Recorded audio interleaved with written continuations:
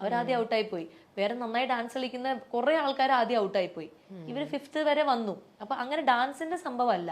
ഫിനാലയിൽ നമ്മൾ കൊടുത്ത റൗണ്ടിൽ ഒന്ന് അവരുടെ സിഗ്നേച്ചർ റൗണ്ട് ആയിരുന്നു കൊടുത്തത്. ആ സിഗ്നേച്ചർ റൗണ്ടിൽ അവർക്ക് ഏറ്റവും സ്ട്രോങ് ആയിട്ട് തോന്നുന്ന ഏത് പെർഫോമൻസ് ആയിരുന്നു അത് കാഴ്ചവെക്കാം. അവർ കാഴ്ചവെച്ചത് സ്കിറ്റ് ആയിരുന്നു. അത് തന്നെയാണ് അവരുടെ സ്ട്രോങ് ഇതും. അവർ ഇംപ്രവൈസ് ചെയ്ത് നന്നായിട്ട് അവർ സ്റ്റേജ് ഹാൻഡിൽ ചെയ്യുന്ന അമ്മയും മകളും തന്നെയാണ്. പക്ഷെ അന്നത്തെ ദിവസം അവർ ചെയ്ത പെർഫോമൻസ് ബിലോ ആവറേജ് ആയിരുന്നു. അത് ലാൽ ജോസ് സാറും MG ശ്രീകുമാർ സാറും ശ്വേതാജിയും ഞാനും ഞാൻ പിന്നെ ജഡ്ജ്മെന്റ് പാനലിലേക്ക് പോയില്ല. പക്ഷെ ഇവര് 3 പേരുമാണ് ജഡ്ജ്മെന്റിൽ ഇരിക്കുന്നത്. അവര് എല്ലാവരും കൊടുത്ത മാർക്ക് അങ്ങനെയായിരുന്നു. 10ൽ ബിലോ ആവറേജ് മാർക്കാണ് അവർക്ക് കൊടുത്തത്. അപ്പൊ നമ്മൾ ഡിസ്കസ് ചെയ്യുമ്പോഴും അവർ പറയുന്നത് അങ്ങനെയാണ്. അതായത് കേട്ടും അടുത്ത കോമഡിയും ടൈമിംഗ് തെറ്റിപ്പോവുക, മറന്നു പോവുക, ബ്ലബ്ലബ അടിക്കുക, ഇതൊക്കെ അവർ സ്റ്റേജിൽ സംഭവിച്ചു. അത് മനുഷ്യ സഹജമാണ്. നമ്മൾ പറയൂല്ലോ സരസ്വതി വിളങ്ങണം ആ സമയത്ത്. എന്നാലേ നമുക്ക് ഈ വർത്തമാനങ്ങൾ കറക്റ്റ് ആയിട്ട് പറയാൻ പറ്റുള്ളൂ. ഇവര് ലൈവാ ചെയ്തത്. പക്ഷെ ഇവര് ലൈവ് ചെയ്തിട്ട് 10ൽ 10 മാർക്ക് മേടിച്ചിട്ടുണ്ട്. ഇവര് ലൈവ് സ്കിറ്റ് കോമഡി ചെയ്തിട്ട് ഫുൾ എൻറ്റയർ ക്രൂ നിന്ന് കൈയടിച്ചിട്ടുണ്ട്. പക്ഷെ അതേ ആൾക്കാര് അമ്മയും മകളുമായിട്ട് അതേപോലെ തന്നെ കോമഡി ഇവര് ചെയ്തപ്പോ ഇപ്രാവശ്യം അവർ പാളിപ്പോയി. അവര് ലാഗ് അടിച്ചു, അവര് അങ്ങനെ സംഭവിച്ചു പോയി. അത് അവരുടെ കുറ്റമല്ല. അപ്പം മാർക്ക് ഇടുന്ന സമയത്ത് ജഡ്ജ് അത് നോക്കിയിട്ടാണ് മാർക്ക് ഇടുള്ളൂ. പിന്നെ അവർക്ക് കൊടുത്ത ഡാൻസ് റൗണ്ട് അതിൽ പ്രത്യേകം റൂൾസിൽ പറഞ്ഞിട്ടുണ്ടായിരുന്നു, നിങ്ങളുടെ ഡാൻസ് അല്ല നമ്മൾ നോക്കുന്നത്, മൊത്തത്തിലുള്ള ഗ്രൂപ്പ് പെർഫോമൻസ്. അതുകൊണ്ട് അവർക്ക് ഒരു ഇതും കൂടി കൊടുത്തു, നിങ്ങളൊരു ഗ്രൂപ്പിനെ കൊണ്ടുവന്നോ, നല്ലൊരു ഡാൻസ് ടീമിനെ കൊണ്ടുവന്ന് നിങ്ങൾക്ക് ചെയ്യാം. നിങ്ങളുടെ മൊത്തത്തിലുള്ള പെർഫോമൻസിന് ഒരു ഓവറോൾ നമ്മളൊരു പെർഫോമൻസ് കാണുമ്പോൾ നമ്മൾ പറയുമല്ലോ വാവ് ഭയങ്കര ഒരു കൊള്ളാം എന്ന് പറയുമല്ലോ. അത് മാത്രമേ നോക്കുന്നുള്ളൂ. അല്ലാണ്ട് ഈ അമ്മയും മകളും എന്നല്ല, നമ്മുടെ കണ്ടസ്റ്റൻസിൽ ഒരു അമ്മയും മകളും ഡാൻസ് ചെയ്യുന്നത് മാത്രമല്ല നോക്കുന്നത്. അപ്പം ഇവര് കിട്ടിയ ഗ്രൂപ്പും ഇവരുടെ ആ ഒരു ഇതുണ്ടല്ലോ, നമ്മൾ ഗ്രൂപ്പിന്റെ കൂടെ കളിക്കുമ്പോഴും ആ ഗ്രൂപ്പിന്റെ ഒരു എനർജിയുടെ കൂടെ ഇവർക്ക് മാച്ച് ചെയ്യാൻ പറ്റുന്നില്ല, ഗ്രൂപ്പിന്റെ ടൈമിങ്ങിന്റെ കൂടെ ഇവർക്ക് തെറ്റ് പറ്റുന്നു, അല്ലെങ്കിൽ ഇവരുടെ പെർഫോമൻസ് ഗ്രൂപ്പ് ഡാൻസ് നമ്മളെപ്പോഴും കണ്ടുവരുന്ന ഒരു ഗ്രൂപ്പ് ഡാൻസ് ആയി മാറി എന്നാണ് ജഡ്ജസ് പറഞ്ഞത്. ഇതിന് മുൻപും ഇവർ ചെയ്തിട്ടുണ്ട് എന്നുള്ള രീതിയിലാണ് പറഞ്ഞത്. പക്ഷെ ഫസ്റ്റ് കിട്ടിയ ആൾക്കാര് നമ്മൾ ഇതുവരെ കാണാത്ത ഒരു സാധനം, നമ്മളെന്ന് പറഞ്ഞ ആ സ്റ്റേജിൽ നമ്മൾ കാണാത്ത ഒരു കാര്യം അവരെടുത്ത് കൊണ്ടുവന്നു. അപ്പൊ അത് ജഡ്ജസ് അവർക്കൊരു വാവ് കൊള്ളാലോ എന്ന് തോന്നിപ്പോയി. അവരുടെ അത് എല്ലാം ശ്രദ്ധിക്കും. നമ്മൾ എടുക്കുന്ന മ്യൂസിക് വളരെ ഇമ്പോർട്ടന്റ് ആണ് ഒരു ഡാൻസിന്. ഡാൻസ് ഒക്കെ ചെയ്യുമ്പോൾ അറിയാലോ, ചില നമ്മൾ അമ്പലത്തിലൊക്കെ ഉത്സവത്തിന് കളിക്കുമ്പോൾ ചില പാട്ട് നമുക്ക് ഭയങ്കര ഇഷ്ടമായിരിക്കും, നമ്മളത് ഡാൻസ് നല്ല ആസ്വദിച്ച് കളിക്കും. പക്ഷെ കാണുന്നവർ ഉറങ്ങി തൂങ്ങിട്ട് വേറെ പാട്ടില്ലേന്ന് ചോദിക്കും. അപ്പൊ നമ്മൾ എടുക്കുന്ന പാട്ട്, നമ്മൾ ആ പാട്ട് എഡിറ്റ് ചെയ്യുന്നതിൽ നമ്മുടെ പ്രോപ്പർട്ടി, നമ്മളുടെ കോസ്റ്റ്യൂം, നമ്മുടെ എക്സ്പ്രഷൻ, നമ്മുടെ ടൈമിങ്, നമ്മുടെ എനർജി. ഒരു 5 മിനിറ്റ് ഡാൻസ് നമ്മൾ കളിക്കുന്നെങ്കിലും ത്രൂ ഔട്ട് ഒരു എനർജി വേണം. പക്ഷെ അമ്മയും മകളും ഇവർക്ക് അത് ഒരു ശീലമില്ലാത്ത കാര്യമായതുകൊണ്ട് അതിനൊന്നും നമ്മൾ മാർക്ക് കുറയ്ക്കുന്നൊന്നുമില്ല. ഇത് ഡാൻസ് റിയാലിറ്റി ഷോ അല്ലാത്തതുകൊണ്ട്. പക്ഷെ മൊത്തത്തിൽ അവരുടെ ഒരു ഓവറോൾ പെർഫോമൻസ് അന്ന് വീക്ക് ആയിരുന്നു. നമ്മൾ ഫസ്റ്റ് കിട്ടുന്ന പ്രതീക്ഷിച്ചിരുന്ന ഒരു അമ്മയും മകളും ഉണ്ടായിരുന്നു അന്ന് പെർഫോമൻസുകളൊക്കെ കണ്ടിട്ട്.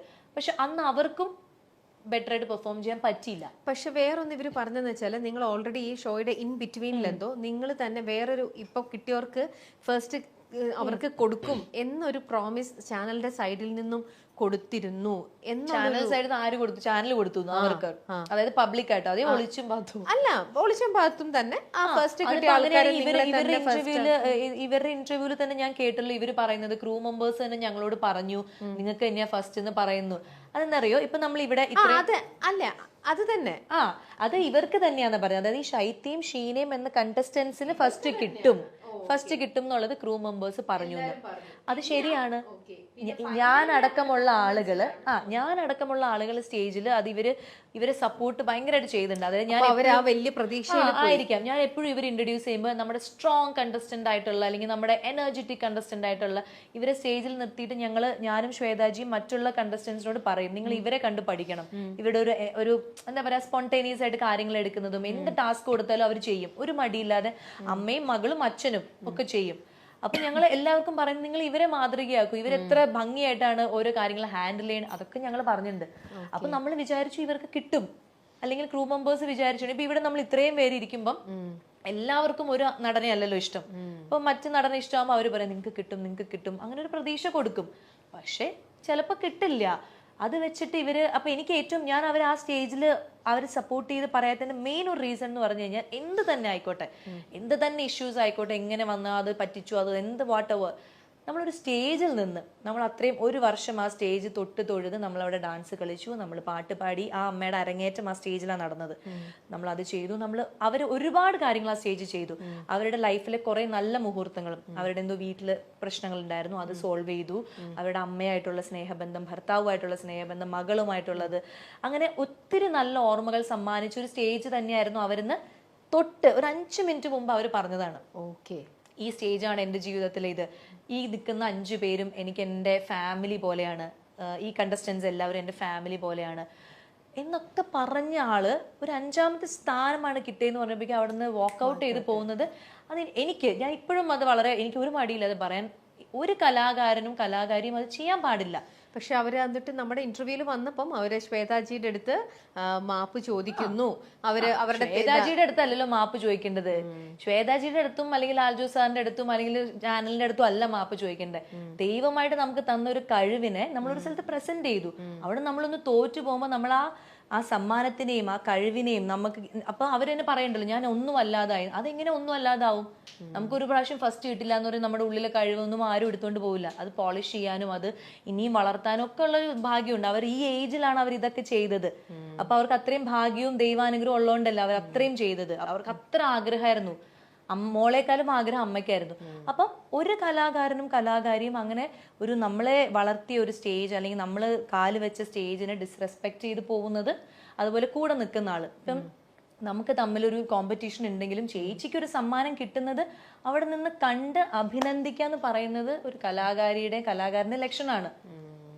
അല്ലാണ്ട് മുഖം തിരിച്ച് ആർക്കാണ് സമ്മാനം കിട്ടിയത്, കാരണം അവർ പറയുന്നുണ്ട് എന്റെ അത്രയും അടുത്ത സുഹൃത്താന്ന് പറയുന്നുണ്ട്. അപ്പൊ അവർക്ക് കിട്ടിയോ ഇല്ലയോ, ആർക്കാണ് 1ാം സമ്മാനം, എന്താണ്, ഇതൊന്നും അറിയാൻ നിൽക്കാണ്ട് അവിടെ നിന്ന് ഇറങ്ങി പോകുന്നത് എനിക്കത് ഒരു നല്ല കാര്യമായിട്ട് തോന്നിയിട്ടില്ല. അപ്പൊ ഞാൻ ഉടനെ തന്നെ ഞങ്ങൾക്കൊരു ഗ്രൂപ്പ് ഉണ്ടായിരുന്നു. അപ്പൊ ഞാൻ ആ ഗ്രൂപ്പിൽ പോയിട്ട് പറഞ്ഞു ഇങ്ങനെ, അതായത് അപ്പൊ നമ്മളെയൊക്കെ സ്നേഹിച്ചത് വെറുതെ ആണോ എന്നുള്ളത് എനിക്കൊരു ഡൗട്ട് ഉണ്ട്. ഇത്രയും മോളാണ് എന്റെ ഇതാണ് ഫസ്റ്റ് കിട്ടിയ കുട്ടി, അവര് ഭയങ്കര സ്നേഹമായിരുന്നു. അവര് ഓരോ കാര്യത്തിന് ഹെൽപ്പ് ചെയ്യൊക്കെ ചെയ്യുമ്പോൾ നമ്മൾ തന്നെ പല പ്രാവശ്യം സ്റ്റേജിൽ പറഞ്ഞിട്ടുണ്ട്, ഷീന ചേച്ചിയുടെ പോലത്തെ ഹെൽപ്പിംഗ് മെന്റാലിറ്റി ഉണ്ടാവുന്നതാണ് ഒരു നല്ല അമ്മയുടെ ക്വാളിറ്റി എന്ന് ശ്വേതാജി 40 വട്ടം പറഞ്ഞിട്ടുണ്ട്.